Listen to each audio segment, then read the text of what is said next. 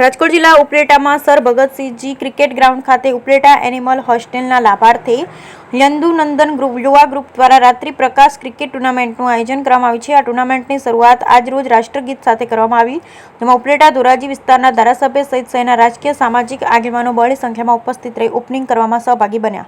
ઉપલેટામાં animal હોસ્ટેલની ગાયોના લાભાર્થે યોજવામાં આવશે આ નાઇટ ક્રિકેટ ટુર્નામેન્ટમાં અલગ અલગ શહેરની અંદાજે 60થી પણ વધુ ટીમો રમવા આવશે, જેમાંથી વિનર ટીમને પુરસ્કાર ઇનામો સહિત શિલ્ડ કપ આપી સન્માનિત કરવામાં આવશે। તેમજ આ ટુર્નામેન્ટમાં આવનારી તમામ રકમ ઉપલેટા એનિમલ હોસ્ટેલની અર્પણ કરવામાં આવશે। બ્યુરો રિપોર્ટ વિપુલ ધામેચા, ઉપલેટા।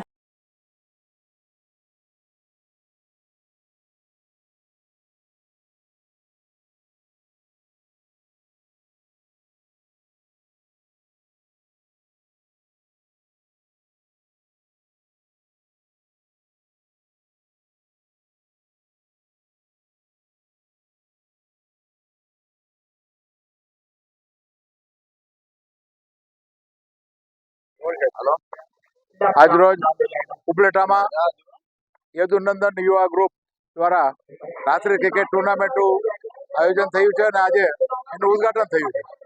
આનંદની વાત એ છે કે આ રાત્રિ ક્રિકેટ ટુર્નામેન્ટમાં ગજબનો ઉત્સાહ છે।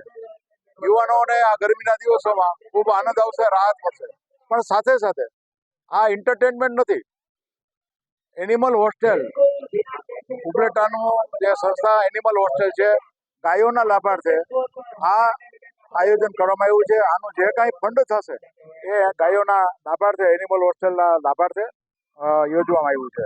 અને ખાસ કરીને આજના જે રાત્રિ ક્રિકેટ ટુર્નામેન્ટ જે ઉદ્ઘાટન થયું છે, આ ટુર્નામેન્ટના મુખ્ય સ્પોન્સર પુનિતભાઈ ચોવટિયા, યુનિટી સિમેન્ટના એ મેનેજિંગ ડાયરેક્ટર અને ચેરમેન છે।